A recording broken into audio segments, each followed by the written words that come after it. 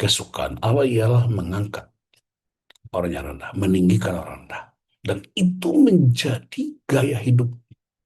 Maka anak-anak kerajaan Allah mesti meniru gaya itu. 1 Yohanes 2 ayat 6. Barang siapa mengatakan ia ada di dalam Kristus, ia wajib hidup sama seperti Kristus telah hidup. Salah satu yang Kristus hidup ialah mengangkat dan meninggikan orang yang rendah.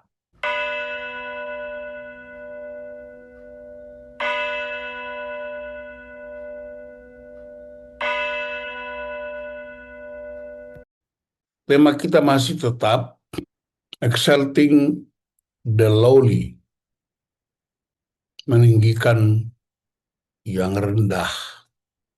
Lukas 1 ayat 52, ia menurunkan orang-orang yang berkuasa dari tahtanya dan meninggikan orang-orang yang rendah.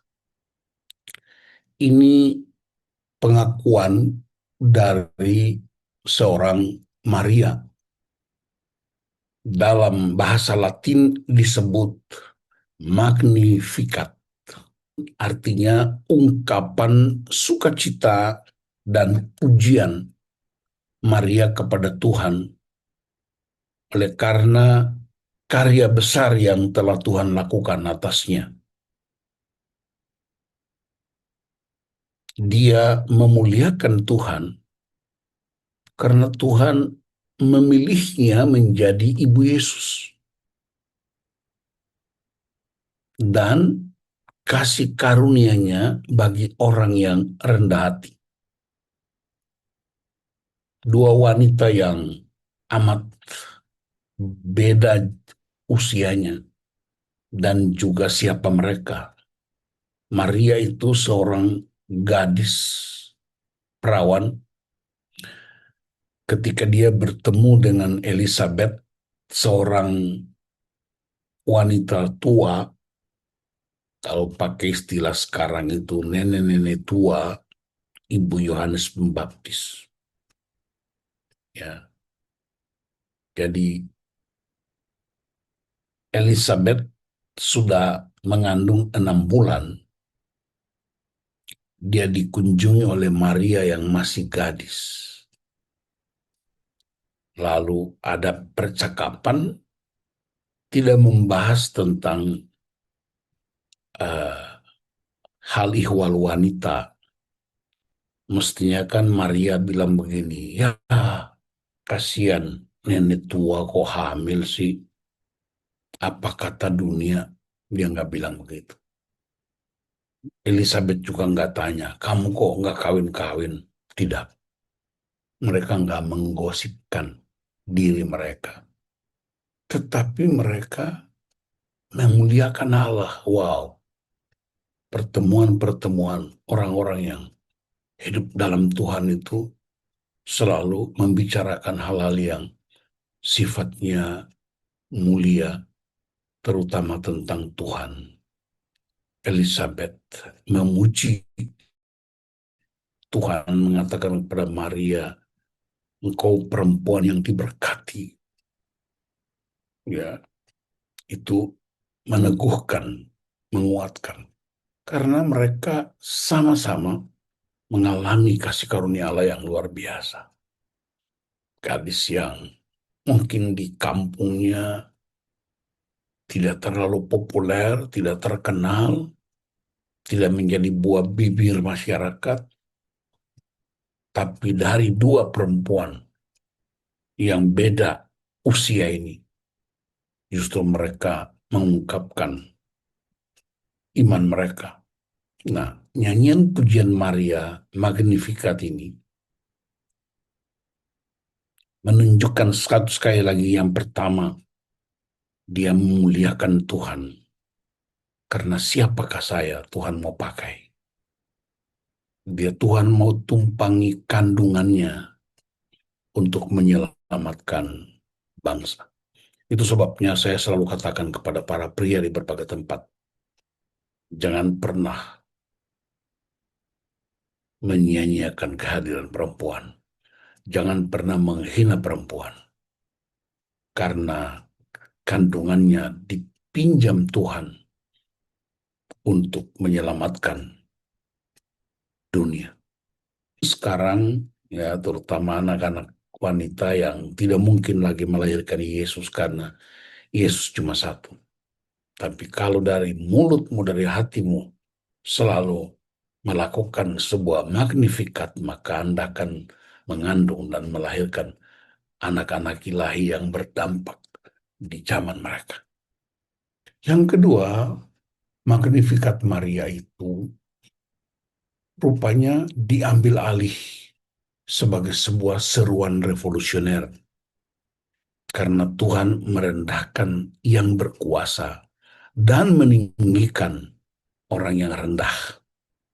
Kalau kita ikuti catatan sejarah dunia, bahkan sejarah gereja, kalau saudara suka mengikuti perkembangan sosial, politik, ekonomi, budaya di dunia dan di Indonesia, kita bisa lihat berbagai revolusi. Ya, revolusi ada pemerintah yang dijatuhkan oleh masyarakat bukan oleh karena eh, gunakan senjata, tapi melalui kekuatan massa. Karena orang sudah mulai merasa tertekan, merasa tertindas, sehingga banyak sekali bertumbangan presiden-presiden negara tertentu, perdana menteri jatuh, termasuk di Asia Tenggara, termasuk pernah kita alami di Indonesia pada tahun 1998. Itu semua orang pikir itu hanya uh, karena politik praktis. Tapi kalau kita baca Alkitab dengan baik dan benar, Tuhan tahu segala sesuatu. Dia sanggup mengendalikan segala sesuatu. Dia berpihak kepada mereka yang tertindas, mereka yang terabaikan, mereka yang terisolir oleh karena kekuatan-kekuatan. Orang besar menekan orang kecil, orang berkuasa menekan orang yang dikuasai, orang yang berduit mengatur orang-orang yang tidak berduit. Dan itu semua adalah bentuk-bentuk penindasan. Kita juga ingat dalam Keluaran pasal 3 ayat 7, Tuhan bilang, aku telah mendengar seruan mereka yang minta tolong. Karena itu aku akan turun dan membebaskan mereka dari para pengerah. Itu pernyataan Tuhan kepada Musa ketika Musa akan diutus untuk membebaskan orang-orang Israel dari Mesir. Ya, bahkan catatan di sebuah negara yaitu pemerintahan Nicaragua pernah melarang penggunaan diksi atau ayat ini ya karena memicu revolusi sosial. Jadi eh, dunia tidak hanya melarang gereja nggak boleh beribadah, tidak boleh buka gedung gereja, tapi dunia juga pernah melarang penggunaan isi Alkitab, terutama Magnificat Maria karena eh, dapat menjadi kekuatan untuk terjadi revolusi sosial di banyak negara. Dan yang paling kelihatan ialah ketika pemerintahan Nicaragua melarang ayat itu digunakan. Dan kita tahu sendiri kan banyak pemimpin otoriter jatuh mengenaskan dan revolusi sosial akibat kesombongan mereka. Revolusi tidak hanya pada sebuah negara, tapi juga terjadi di gereja. Kita lihat banyak pemimpin-pemimpin gereja yang berjatuhan.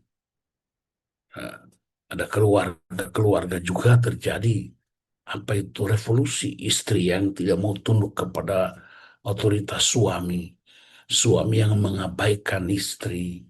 Ya, kalau istri punya gaji lebih besar maka dia yang atur suaminya. Ya, anak-anak tidak lagi menghormati orang tua mereka, siswa melawan guru, guru berontak terhadap kepala sekolah, para karyawan berontak terhadap direksi. Itu semua terjadi karena orang merasa ditekan, orang merasa dibully, direndahkan, dihina. Sehingga terjadilah. Ada teman saya di satu tempat, dia pernah bilang, semut saja kalau diinjak dia gigit balik kok. Cacing saja kalau diinjak dia menggeliat, bagaimana dengan manusia? Saudara, dari situ kita bisa belajar bahwa ternyata Magnificat Maria ini muncul sebagai respons terhadap kesombongan.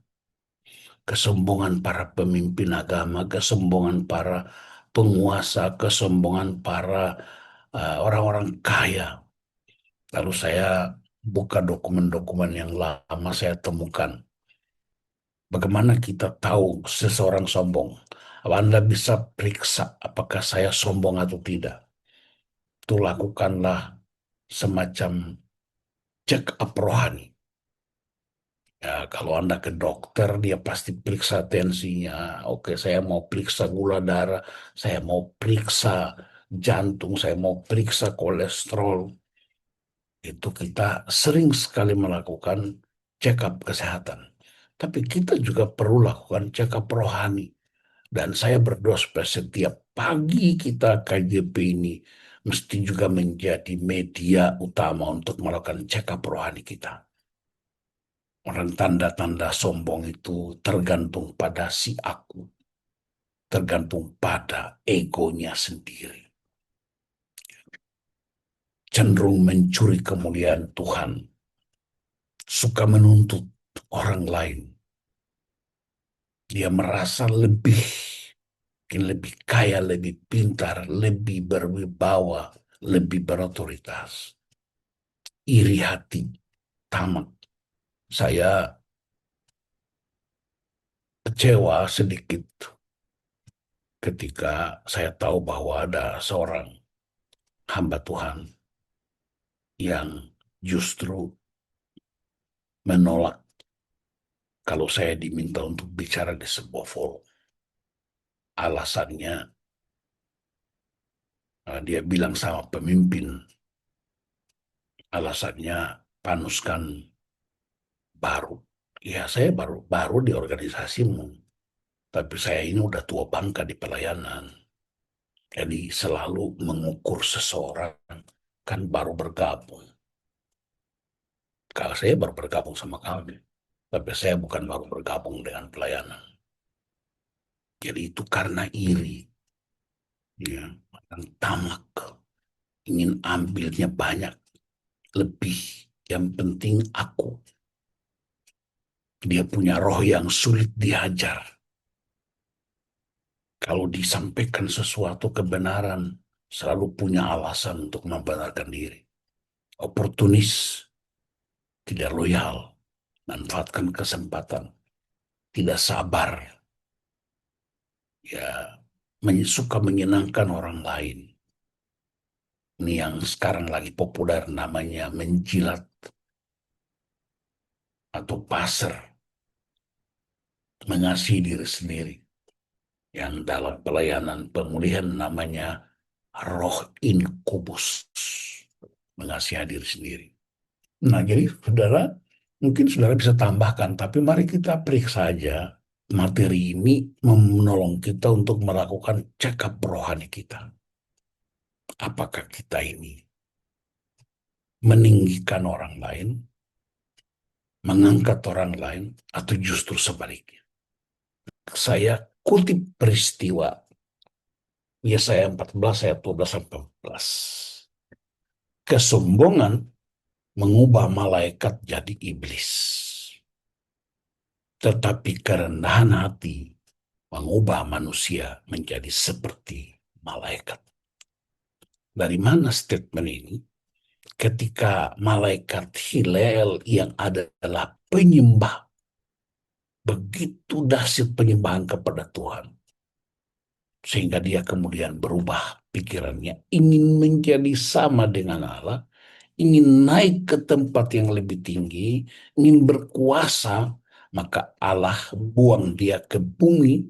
Waktu Allah buang dia ke bumi, menurut Wahyu 12, ekornya menyeret sepertiga bintang di langit.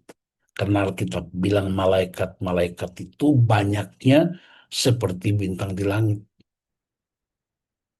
Dan waktu Hillel dibuang ke bumi, dia bernama Lucifer. Kita ingat ya, pengajaran Udah cukup lama saya sampaikan 3 jenis malaikat.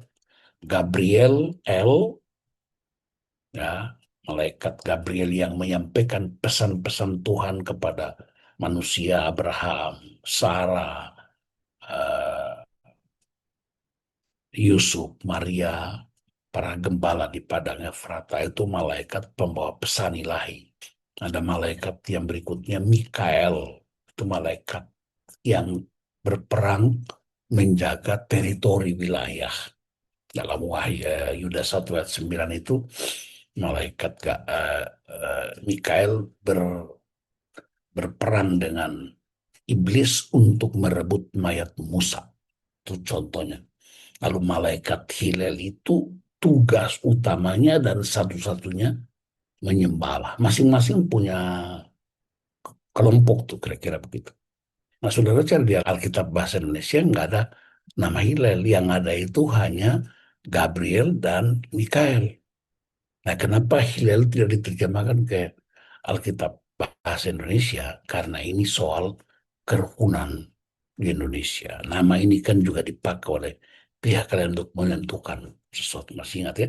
Makanya dia dikasih nama Lucifer, Luxio dan Vere, bahasa Latin, artinya bintang terang. Nah, kata bintang terang atau bintang fajar itu saudara temukan di Alkitab.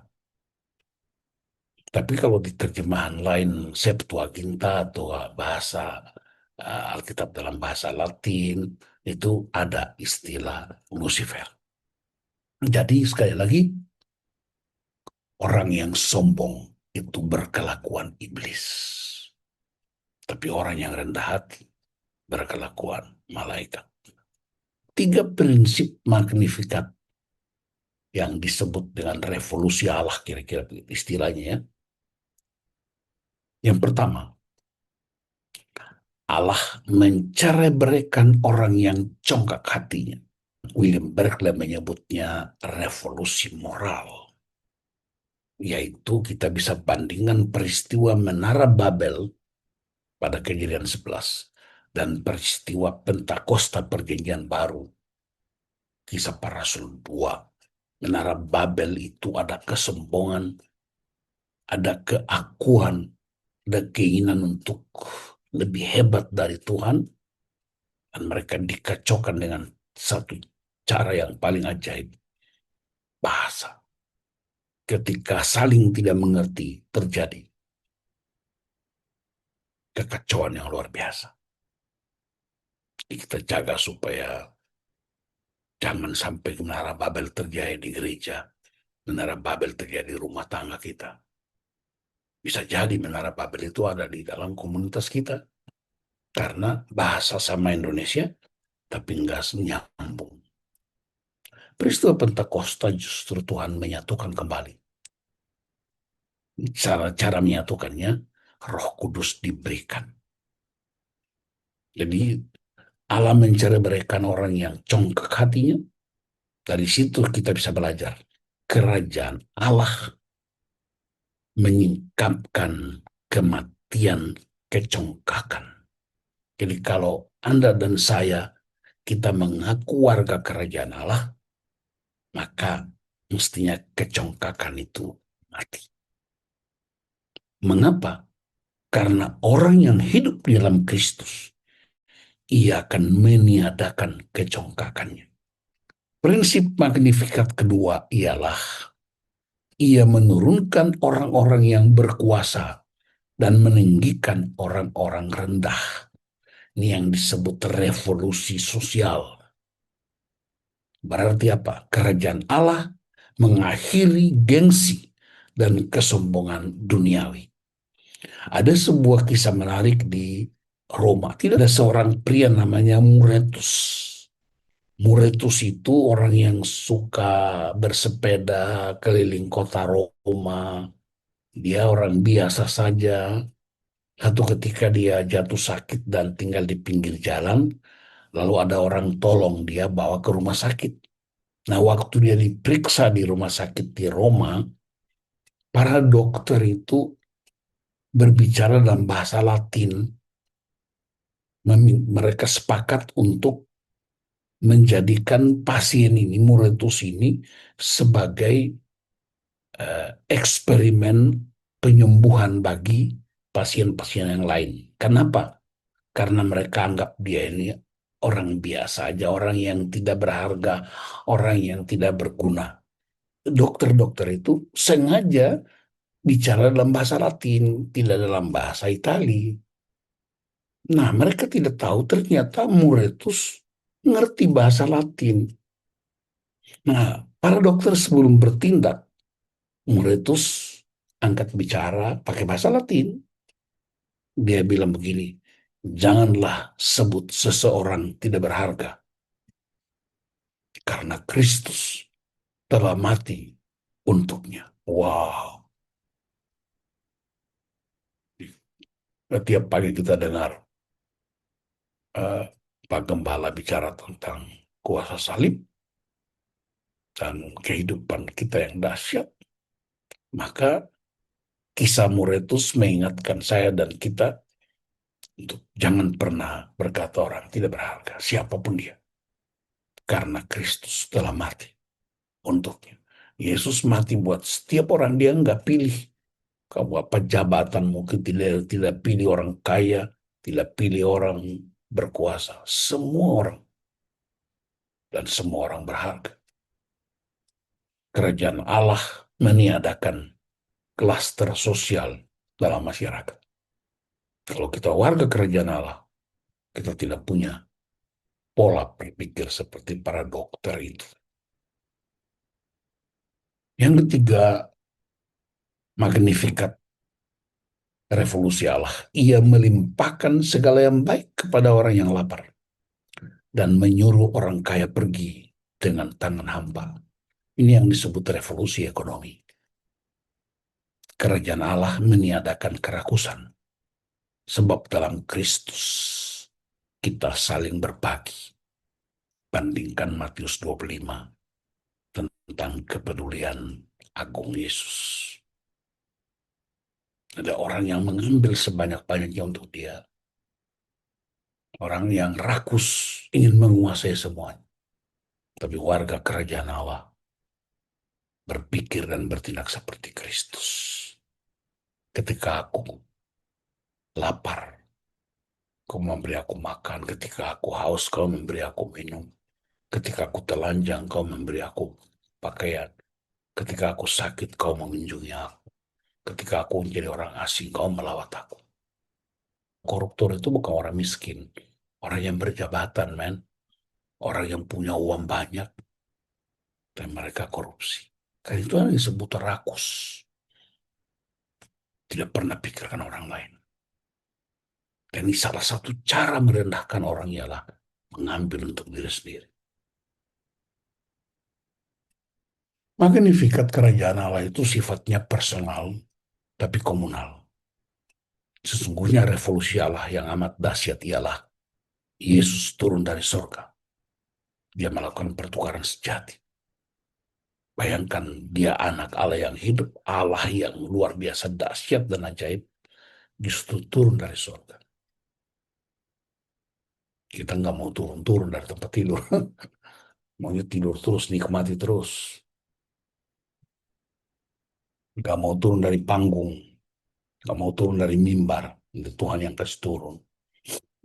Ada teman hamba Tuhan yang begitu. Akhirnya Tuhan kasih turun dia. Masuk ke dalam kuburan. Yesus menjadi manusia. Hanya supaya dia punya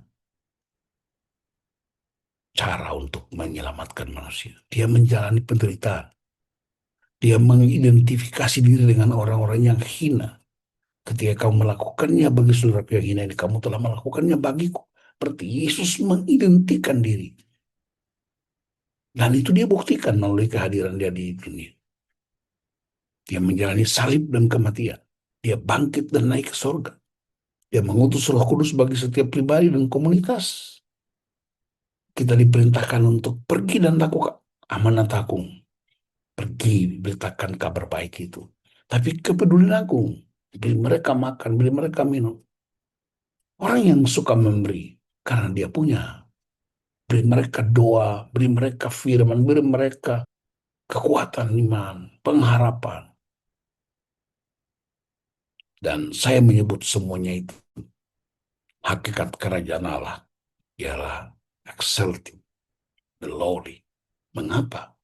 Karena Yesus mengidentikan diri dengan prinsip ini.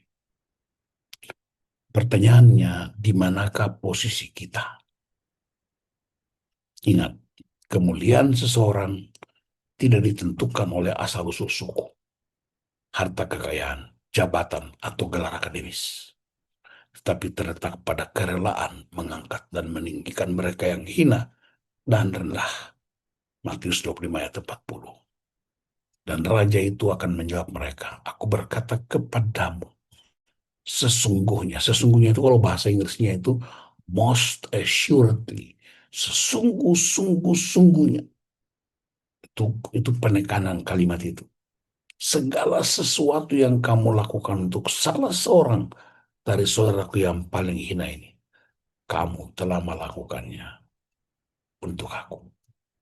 Mengapa? Karena orang-orang yang hina bukan Allah ciptakan, tapi diciptakan oleh manusia yang rakus jabatan, yang rakus harta, yang rakus kekuasaan. Maka Tuhan menghancurkan mereka, merendahkan mereka.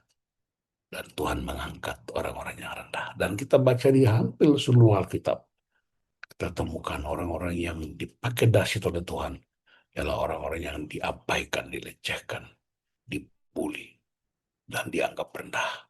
Tuhan angkat lebih tinggi. Jadi ingat, kesukaan Allah ialah mengangkat orang yang rendah, meninggikan orang rendah.